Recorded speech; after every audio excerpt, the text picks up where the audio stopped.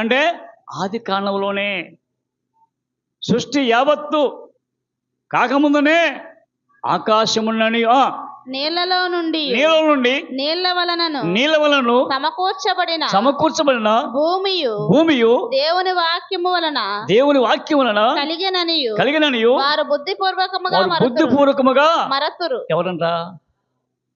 ఎవరు వీళ్ళు? అపహాసకులు, ఎగతాళి చేసే వాళ్ళు. అంటే యేసులోని ముందు జలములు ఉన్నవి. జలములు ఏం చేశాడు దేవుడు? జలం నుండి ఈ జలం ఆ జలం వేరు చేసేట. అంటే మీది జలములు అంటే మీదంటే ఆకాశం, కింద అంటే భూమి. అది జలం ఉన్నాయి. అది జలం చేశాడు దేవుడు. మళ్ళీ ఈ జలములు ఒక స్థలం చూసి ఇక ఏకరాశిగా చేసి ఏంటది ఆ జలాలు, దానికి భూమిని పేరు పెట్టాడు. ఎక్కడ? ఆ జలములోని. అందుకనే చుట్టూ సముద్రాలు, మధ్యలో ఏముంది? నిజమంటుందా? మీరు చాలా చదువుకున్నారు చాలామంది. అంటే పీఠభూమి అంటారు. పీఠభూమి చుట్టూ నీళ్ళే, మధ్యలో భూమి. అందుకు చెప్తున్నాడు ఏమని? అయ్యా అదిగో నీళ్ళ నుండి భూమి ఏర్పరిచిందా? భూమియు దేవుని వాక్యము వలన కలిగినని. ఏంటి తెలుసండి? దేవుని వాక్యం కలిగినంటే దేవుడు ఆజ్ఞించి కలిగిందని. వారు బుద్ధిపూర్వకముగా మరతురు. వారు బుద్ధిపూర్వకది బుద్ధి లేదట, మర్చిపోయారట. ఎవరు? మనం కూడా అండి మర్చిపోయే వాళ్ళమే. గత వాళ్ళు ఏం చెప్పిందంటే ఎంతో బుద్ధిపూర్వకం అంటే బుద్ధిపూర్వకం మర్చిపోయాం. అవునా కాదా? నేను మర్చిపోలేను అంటే చెప్పగలరు ఎవరన్నా? నేను మర్చిపోలేదు చెప్తారా? చెప్పము. ఎందుకంటే మనకు బుద్ధి లేదు, చదువుతున్నాం కానీ జ్ఞానము లేదు, వివేచన లేదు. కాబట్టి బుద్ధిపూర్వకం మరతురా. ఆ నీళ్ల వలన అప్పుడున్న లోకము నీటి వరదలో మునిగి నశించెను. నిజమేనా? అప్పుడున్న లోకము నీటి వరద. ఏంటి ఉదాహరణ అంటే? చూడొకసారి ఆది కాండం 6వ అధ్యాయం 13వ వచనం. ఆది కాండం 6:13. దేవుడు నోవాహుతో సమస్త శరీరుల మూలముగా భూమి బలాత్కారముతో నిండి ఉన్నది కనుక నా సన్నిధిని వారి అంతం వచ్చినది కనుక ఇదిగో వారిని భూమితో కూడా నాశనం చేయుదును. చూడండి ఏమన్నా? ఎందుకంటే ఆ యొక్క తరమంతరంట ఈ యొక్క నోహే నీతిమంతుడు ఒక్కడే. ఏమండి? ఏ తరములో?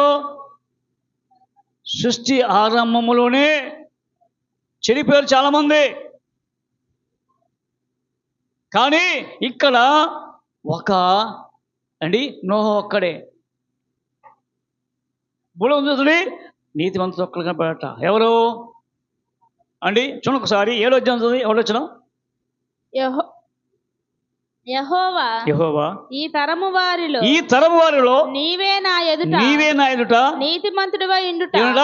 ఎవరట? ఈ తరంలో అయ్యా ఈ తరంలో ఎన్ని తరాలు ఇవి? ఎన్నో తరం ఇది? వద్దులే, ఎన్నో తరాలు వద్దులే, లేట్ అవుతుంది.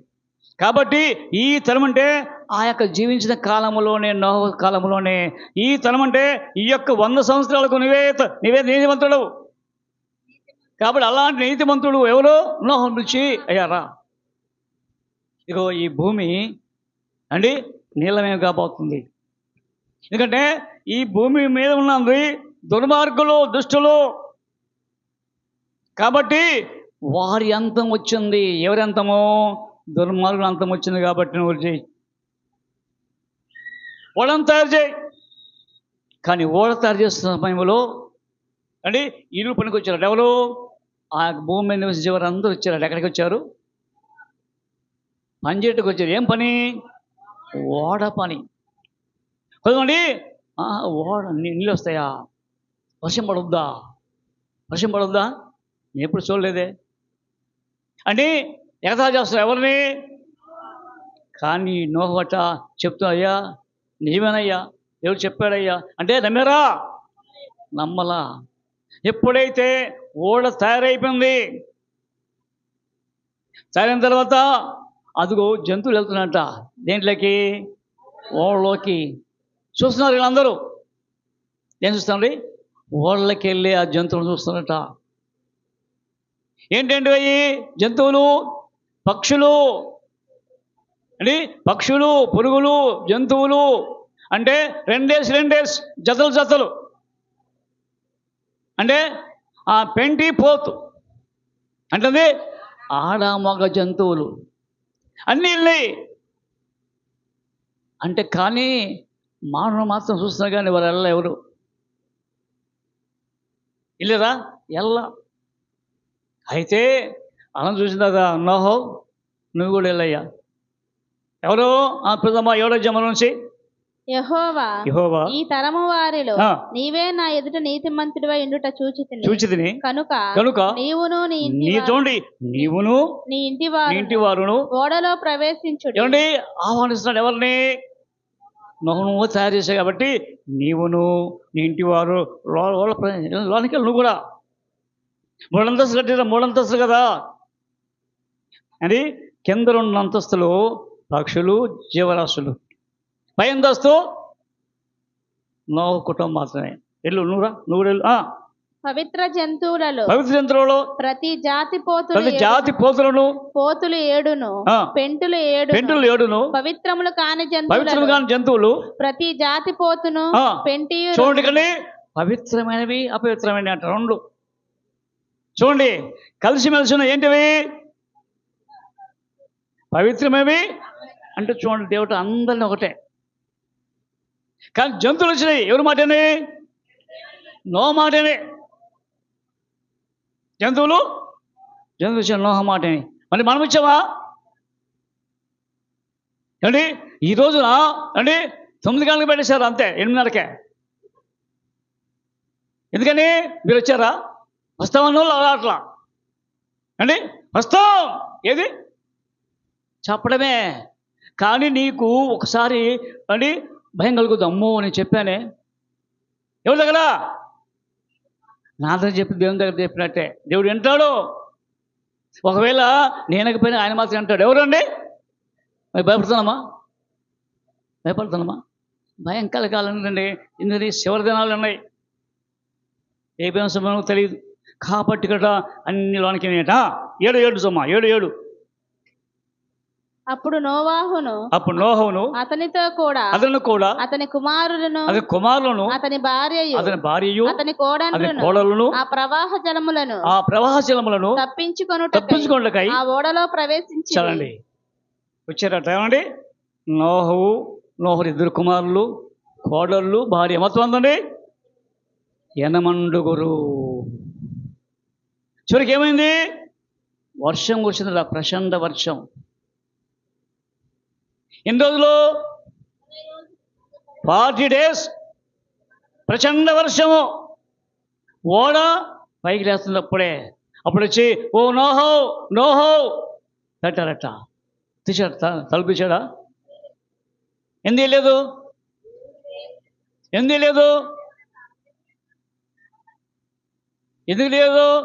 తీసేవాడే, కానీ ఏమి లేదు, కీ లేదు. తల వేశారు అంటే ఈ నోహు జాలి గలవాడు, ప్రేమ కలిగిన వాడు కాబట్టి తలుపు తీస్తాడు. నాకు తెలిసిన సంగతి. ఎవరి సంగతి? కాబట్టి అండి అందుకనే తాళం వేసిన నాకు ఇచ్చే అన్నాడు. అంతే. ఇలా తీస్తాడు, తాళం వేసాడు. కానీ బయట తాళం వేసాడు. లోపల వస్తాయా?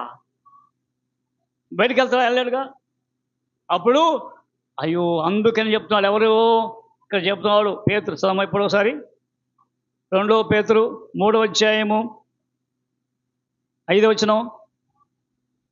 ఏలయనగా పూర్వము నుండి ఆకాశం ఉండెననియు నీళ్లలో నుండి నీళ్ల వలన సమకూర్చబడిన భూమియు దేవుని వాక్యము ద్వారా కలిగిననియు వారు బుద్ధిపూర్వకముగా వారు ఎవరు? అపాసులు, బుద్ధిపూర్వక మరతురు ఆ నీళ్ల వలన అప్పుడున్న లోకము నీటి వరదలో మునిగి నశించెను. ఇప్పుడు అప్పుడు లోకం అంట నీటి వరదలో. మరి ఇప్పుడు లోకం చదువు. అయితే ఇప్పుడున్న ఆకాశము భూమియు భక్తిహీనుల తీర్పును నాశనమును జరుగు దినము వరకు అగ్ని కొరకు నిలువ చేయబడినవి అదే వాక్యము వలన భద్రము చేయబడి ఉన్నవి. చూడండి, ఏంది అగ్ని వలన భద్రం అంటే దానికి ఇప్పుడున్న లోకం అంటే నోహు అండి చనిపోయారు, అది జలప్రయాణము. ఇప్పుడంట అగ్ని ఎక్కడ వస్తుంది? అగ్ని ఎక్కడి నుంచి వస్తుంది? ఆకాశం నుంచి వస్తుంది అగ్ని వల్ల నిల్వ వచ్చేయంటే ఇదంతా నిల్వ ఉంటుంది. ఒక స్నాగ్నెట్ నిల్వ ఉంటుంది. స్నాగ్నెట్ అంటే ఎక్కడ కదలదు, ఇక్కడే ఉంటుంది అంటూ 9 వచ్చినాం. కొందరు ఆలస్యమని ఎంచుకున్నట్లు ప్రభు తన వాగ్దానమును గురించి అయ్యా వాగ్దానం చేసామని అదిగో పూర్వం వాగ్దానం చేశాడు. ఓ నోహో, ఈ తరం వల్ల నీవే నిందరాదు కాబట్టి ఇదిగో ఓడలు తయారు చేయి. 40 రోజులు ప్రచండ వర్షం వస్తుంది, ఆ నీటి వరదలు చాలా చనిపోతారు. కానీ ఇప్పుడు లోకమంట ఇదిగో అగ్ని చేత నిలబడి చేయబడింది కాబట్టి. ఇప్పుడు పేతురు అన్నాడు, తెలుసుకున్న కదా పేతురు యేసు ప్రభుతో నడిచాడు. యేసు ప్రభును నాకు తెలియదని బొంకాడు. ఎన్నిసార్లు? తర్వాత ఏమైపోయాడు? ఏడ్చి ప్రభా ఇక నేను విడవనయ్యా అంటూ అలాంటి పేతురు దేవుడట అండి ఎన్నుకున్నాడు. ఎట్లా అనుకున్నాడు? చూడండి, యోహాను సువార్త 20వ అధ్యాయము 15 చూడండి. యోహాను సువార్త 20వ అధ్యాయము. వారు భోజనం చేసిన తర్వాత యేసు సీమోను పేతురును చూచి, సీమో అంటే ఎవరు? శిష్యులందరూ ఉన్నారు, ఒక ఇస్కరియోతు తప్ప 12 మంది ఉన్నారు, అందులో ఒకడున్నాడు. 12 మంది ఇక్కడ శిష్యులందరినీ చూచి సీమోను పేతురును చూచి అంటే వాళ్ళందరిని పక్కన పెట్టి ఈయన చూసాడు. ఎవరిని? సీమోను పేతురును చూసి యోహాను కుమారుడు సీమోను, వీరికంటే నీవు నన్ను ఎక్కువగా ప్రేమించుచున్నావా? అయ్యా నువ్వు ప్రేమిస్తున్నావా సీమోను? ఎవరు అడిగారు? అసలు యేసు అందరూ ప్రేమించారు కదా, మరి ఏమన్నాడు? సీమోను నువ్వు ప్రేమిస్తున్నావా?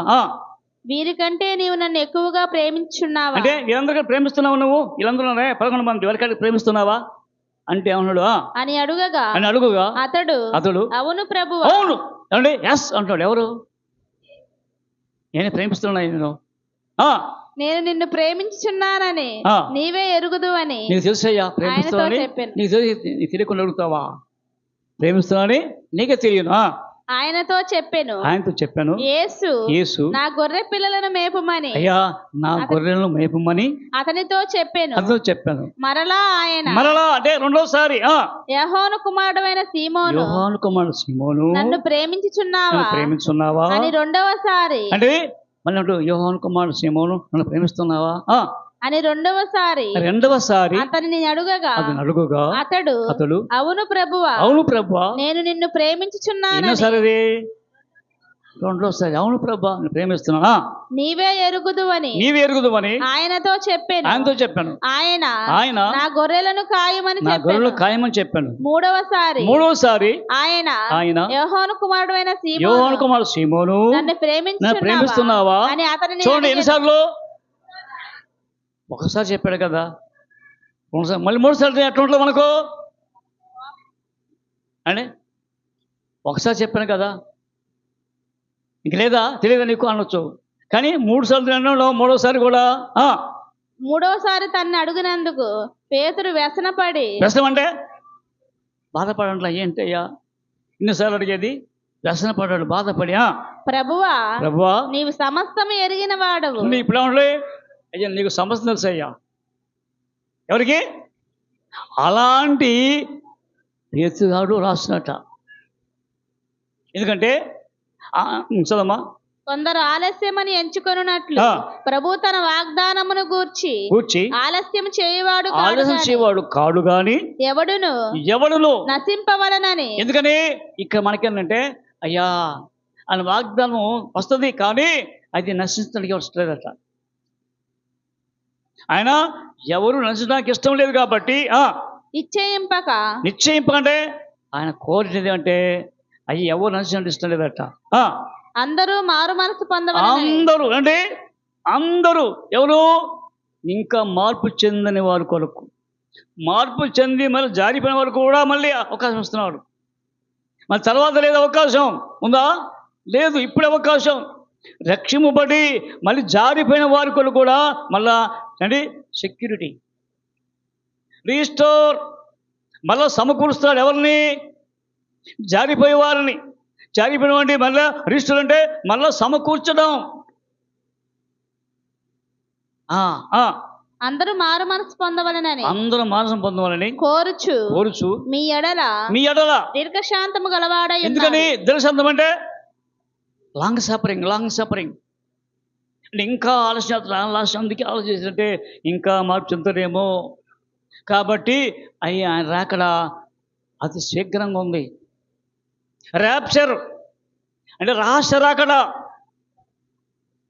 ఎస్కటాలజీ అంటే అంచె దినాలు కాబట్టి మరి ఇప్పుడు మార్పు చెందుతావా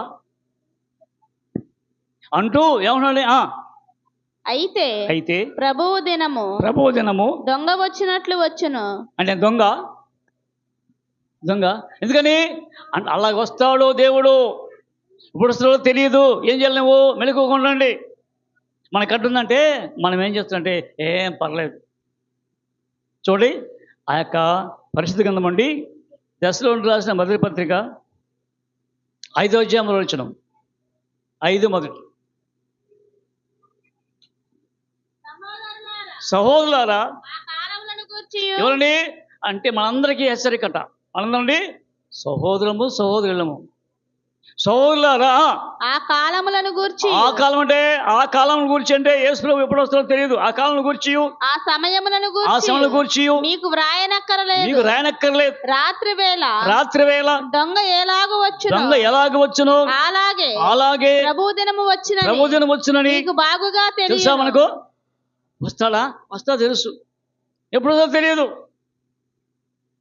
ప్రభు దినము వస్తాడు కానీ తెలుసండి ఎప్పుడుండి. ప్రభువు దినము వచ్చునని మీకు బాగుగా తెలియను. లోకులు నెమ్మదిగా లోకులట ఏం పర్లేదు, తినటం తాగటం నిద్రపోదాం, మనకేం లేదు కదా. ఎక్కడో జరుగుతుంది అని ఇరాన్, అమెరికా, ఇజ్రాయెల్ వాళ్ళే కదా పోయేది, మనకెందుకు అంటే సాయంకాలం రావటం, తినటం, మళ్ళీ మనకేం కావాలి అవన్నీ సమకూర్చుకోవడం, మళ్ళీ తినటం, నిద్రపోవడం, మళ్ళీ పని చేయటం. ఏముంది మనకేముంది ఇక్కడ? నెమ్మదే లేదా? ఇక్కడ నెమ్మది లేకుండా ఉన్నారు ఎవరన్నా? అందరూ నెమ్మది పోవటం, మళ్ళీ అవన్నీ చేసుకోవటం, తినటం, నిద్రపోవటం, మళ్ళీ సాయంకాలం మళ్ళీ చేయటం. అవునా కదా? కానీ నెమ్మదిగా ఉన్న సమయంలో భయమేమీ లేదని. భయమేమి, అందుకే భయము మన దాకా వస్తే కదా. చెప్పుకొనిచుండగా గర్భిణీ స్త్రీకి ప్రసవ వేదన వచ్చినట్లు వారికి ఆకస్మికంగా అంటే తెలుసా? ఆ గర్భిణీ స్త్రీ ఎప్పుడు వెళ్ళో తెలుసు అండి, ఎవరికన్నా తెలియదు, ఆమె కూడా తెలియదు. ఎప్పుడు వస్తుంది? నొప్పి వచ్చినప్పుడు తెలుస్తుంది. అమ్మో అయ్యో ఎక్కడికి వెళ్తా? హాస్పిటల్కి ఏంటి అదిగో ఫోన్ చేయి ఎక్కడికి? 108 ఫోన్ చేయి. ఇది ఆటో మాట్లాడు త్వరగా. ఏమండి ఆ యొక్క వ్యక్తి నిలలేకపోతుంది, పడిపోతుంది అని చెప్పలేకపోతుంది, ఆ పెయిన్స్, ఆ బాధలు. కాబట్టి అందుకనట జాగ్రత్త ఉండండి ఈ సమయంలో. అయితే నమ్మిన వారు ఏమవుతారు, నమ్మిన వారికి ఏమవుతారట అంటే ఒకసారి ప్రకటన గ్రంథం 6వ అధ్యాయం 12 నుంచి 6-12 త్వరగా. ఆయన 6వ ముద్రను విప్పినప్పుడు నేను చూడగా, అంటే సీల్ ముద్ర తీస్తున్నాడు. ఇక్కడ ముద్రలు, బూరలు, పాత్రలు 3 ఉన్నాయి. ఏది ప్రకటన గ్రంథంలో? ఏమన్నా ముద్ర సీల్, రెండవది రెండవది బూరలు, నాలుగవది పాత్రలు.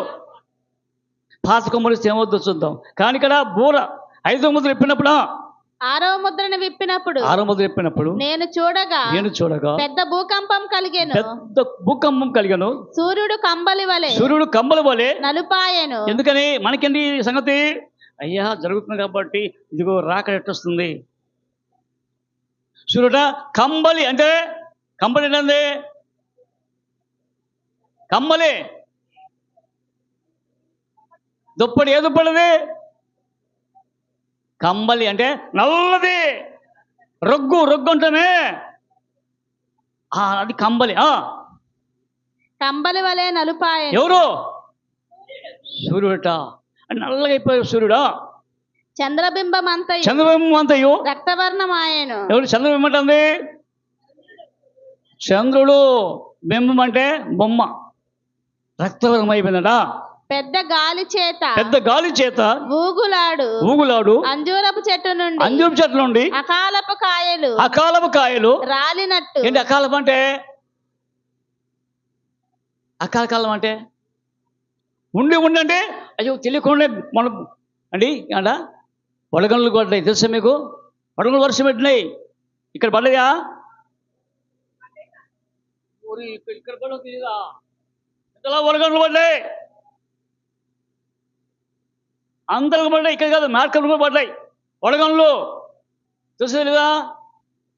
అంటే ఈ ఊర్లో ఉంటే తెలియదా మీకు?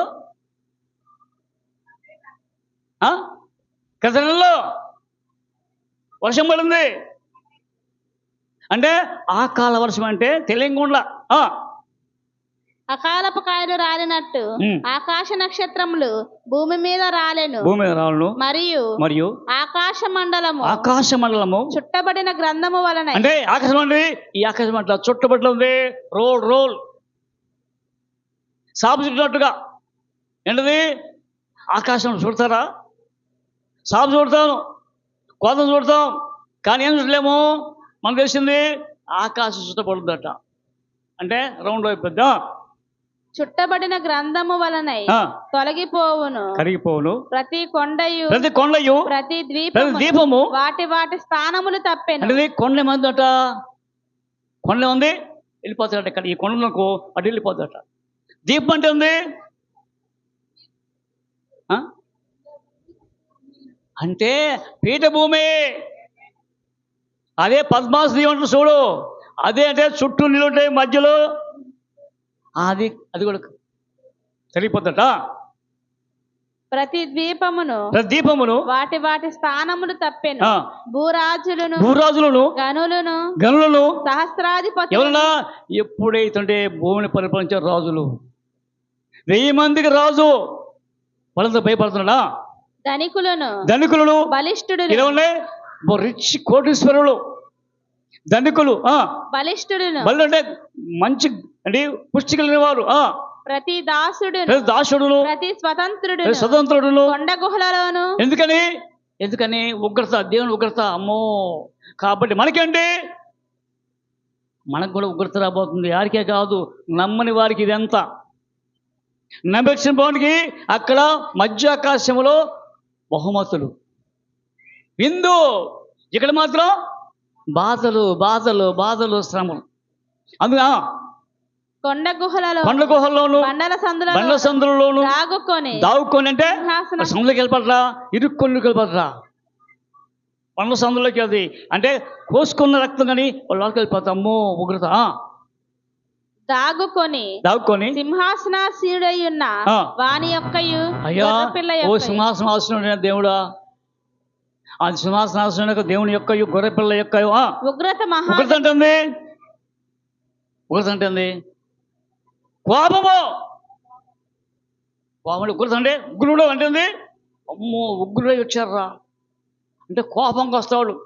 కాబట్టి తంతాడు వస్తే అంతే కదా. ఉగ్రుడై మహాదినము వచ్చెను, అది తాళజాలిన అంటే అట్లా వస్తాట. ఏంది? దేవుని ఉగ్రత.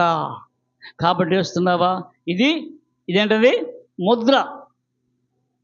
సరే 16 రోజులు చూడండి. ప్రకటన గ్రంథం 16:17 నుంచి. ఏడవ దూత తన పాత్రను వాయుమండలం మీద వాయు అంటే కాయ అంటే వాయుమండలం అంట, గాలి మీద ఇస్తారట. ఏంటి పాత్ర కుమ్మరింపగా సమాప్తమైనదని చెప్పుచున్న ఒక గొప్ప స్వరము గర్భాలయములో ఉన్న. ఇక్కడ గర్భాలయం ఏంటంది? గర్భాలయం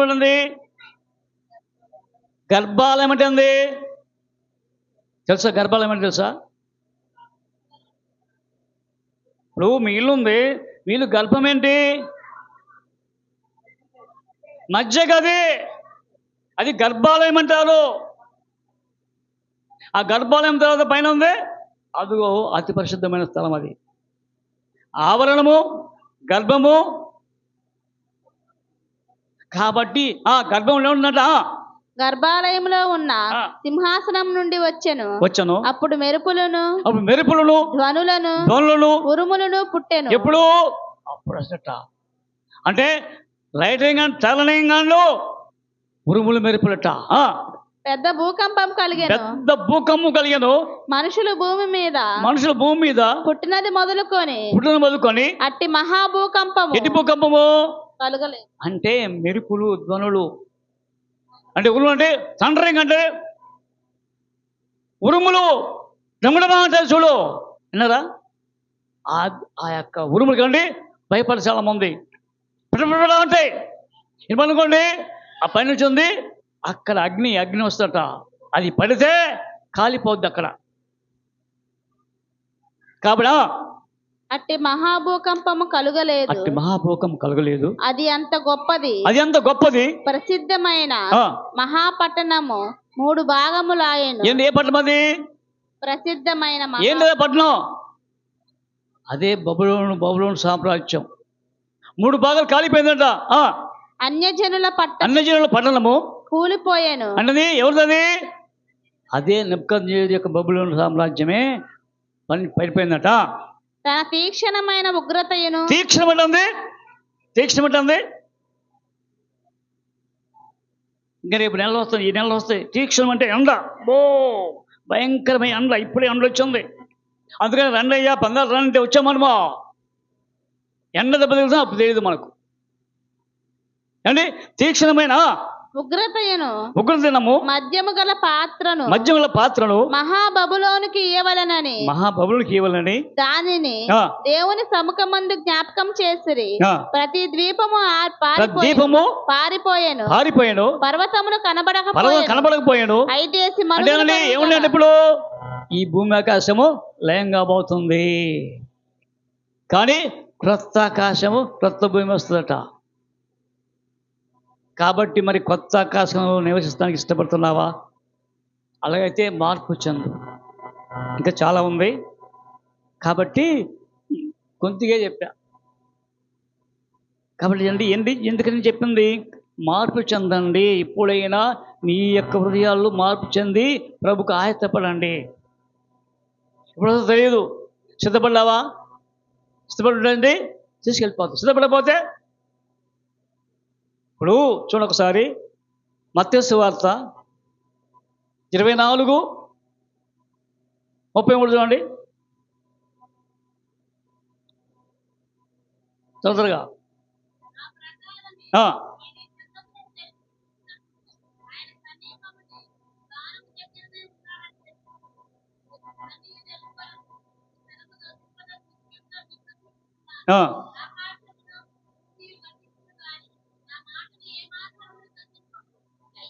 41 వచ్చి 42, 43. ఆ కాలమున ఇద్దరు పొలములో ఉందురు. ఒకడు తీసుకొని పోబడును. అంటే అట్లా పొలం పని చేస్తుంటారు అండి. నాటేస్తున్నాం కూడా, నాటు ప్రక్కన నాటేసి పక్కన కాలం లేదండి. ఏం చెప్తావు? పక్కన నాటేస్తున్నావు కూడా, నాటుతున్నావు. చూసినట్టు లేదు. ఆమె ఏంది? ఎట్టయింది? ఎడమైంది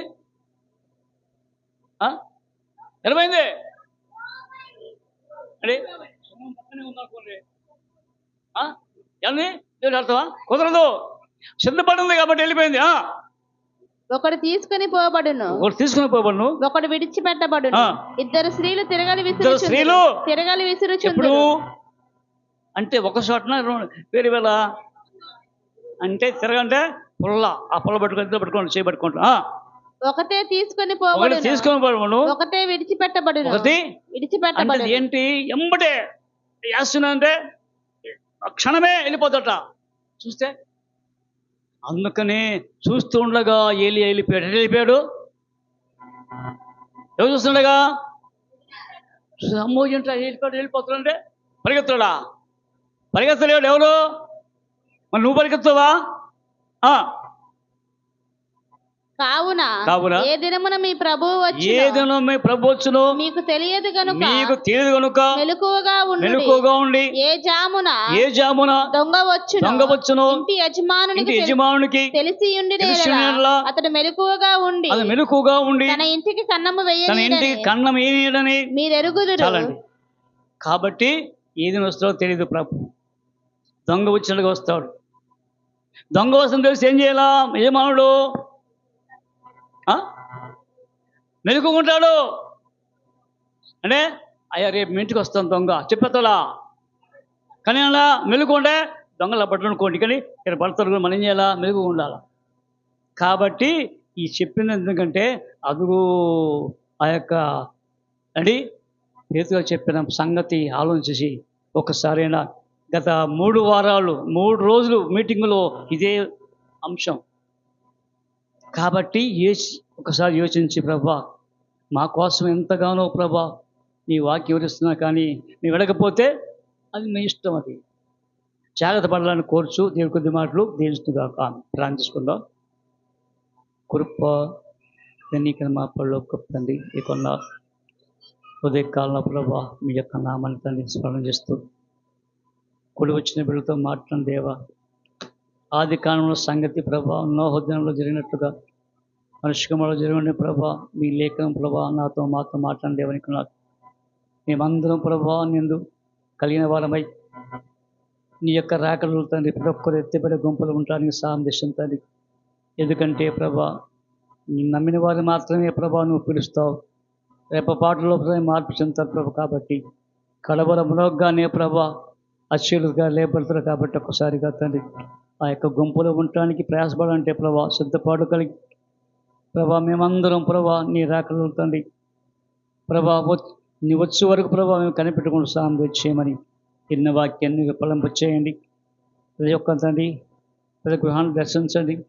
ప్రభావంలో మీరు నడిపిన సాయం చేసి ఇలాంటి కొద్ది లేకుండా ప్రభావం ముందున్న కాలం నడిపించమని యేసు క్రీస్తు నామమున ప్రార్థిస్తున్నాం తండ్రి. ఆమేన్.